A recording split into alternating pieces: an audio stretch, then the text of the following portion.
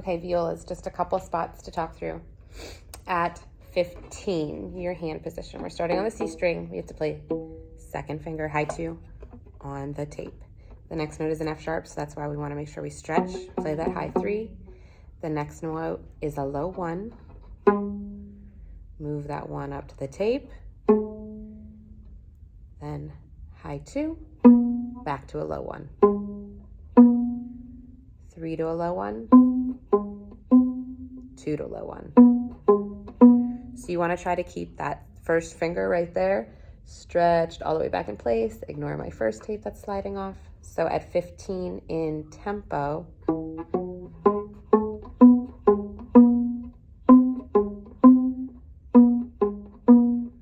high 2, high 3, low 1.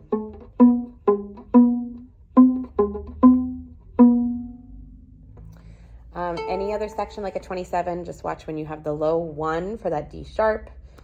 At 35, here is where you have the G sharp, where you can either use a high 3, or if you're stretching from a first finger or a low 2, you can substitute it with a low 4. So right there at 35, 1, high 2, high 3, open, 1, and then here is where we'll go down. You can cross over and do a low 4, low 2,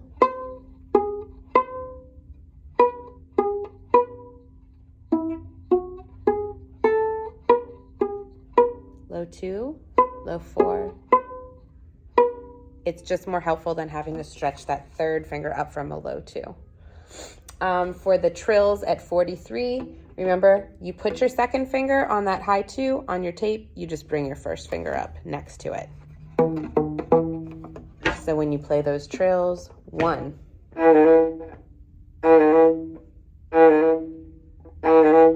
you're keeping them real close. The next set of trills that I wanted to point out is at 71. Here in the part, it has where you can do a 4 to a 3. You can move back a half step. For me, the fourth finger, especially when we're going fast, is a little tricky. So I prefer to slide up and put my second finger on that fourth finger tape. So that first trill, we always keep that first finger right next to it. Half step back, it would be 2, 1, 2, 2, 1, 2. Then we move back a half step for the E flat. So now your first finger is on the third tape, 2, 1, 2. And then the next one, we move our second finger back, 2, 1, 2. And then you can go back. Just makes it a little bit easier. Makes it a little bit easier to play faster.